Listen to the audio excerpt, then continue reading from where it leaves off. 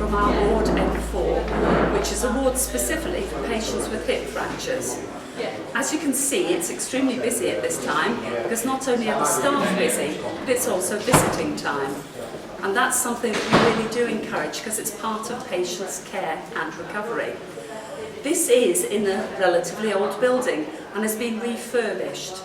We're so pleased to be able to now offer not only the highest quality of care for patients with hip fractures, but also in exemplar surroundings.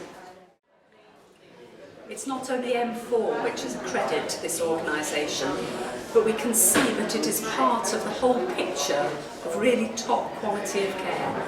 The Care Quality Commission have recently come up with a new mechanism for actually monitoring standards of care and risk of people not achieving that. They use 150 different indicators as part of an intelligent monitoring tool. They then rate trusts from a band 1, which means highest risk, to a band 6, which is lowest risk. And I'm so pleased to be able to say that we have achieved band 6, one of only 2 organisations in Greater Manchester to do that, and in fact the only general hospital to do so. That is down absolutely to the credit of our hard-working and high-value staff, and I thank every one of them for that. I've recently been privileged to be invited to 10 Downing Street by the Prime Minister, David Cameron, and the Secretary of State, Jeremy Hunt, to an evening reception for about 120 healthcare professionals. I was very much there as a representative of this organisation, and I was pleased to be able to shake hands with both and mention Stockport as many times as possible. The theme was about saying thanks, and both David Cameron and Jeremy Hunt were keen to be able to say thank you to the exemplar care that is given day in, day out. The words that David Cameron used was, "Great things happen every day within the service," and that's down to the thousands of staff which in that room we represented. And so it's thanks to staff, because that is understood and recognised at the very highest in government. There were 3 areas that the Prime Minister wanted to specifically mention. One is to continue for all of us to provide exemplar healthcare. The second was to remain absolutely patient-focused with complete transparency wherever possible. And the third was a slightly new area, and that was to extol us to doing more around clinical research and development, something that we already do in this organisation, but I think it's right to commend that and encourage us to do even more. You will have heard about the Francis reports, the Bruce Keogh reports, and all of those are talking about how care can be improved. What we want to do is actually ensure that in Stockport that's what we do. And so we've actually developed a summit meeting of our top clinicians and managers to meet together, about 150 people, to talk about how we can respond to those various initiatives, and wherever possible we can understand areas of improvement.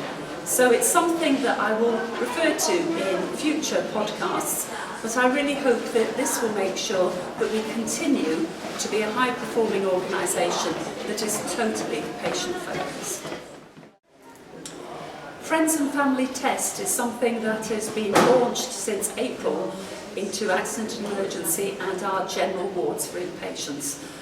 And we're pleased to be able to include maternity services from November. It's really important that we get friends and family feedback about the care. We're not psychic, we don't always know because we're not always told if things are done well or not so well. And we really do need your feedback. So I would ask you, if you or a friend are actually given one of the Friends and Families leaflets, that you do complete them and send them back to us so we can take account of what is being said. Thank you for your help in this. It can only make us better and better in the future. In terms of flu vaccinations, we are well on the way to achieving our target of 75% of our staff having a flu vaccination and proudly being able to wear their badge. It's something that's really important, and so far we've got 40% of our staff taking up that opportunity. And the really good news is the high proportion is around medical, dental and nursing staff, and those are the staff who give direct care to patients. But it's important that you, as potential patients and members of the public, also do everything you can to ensure that you safeguard yourself, your family, any colleagues and friends.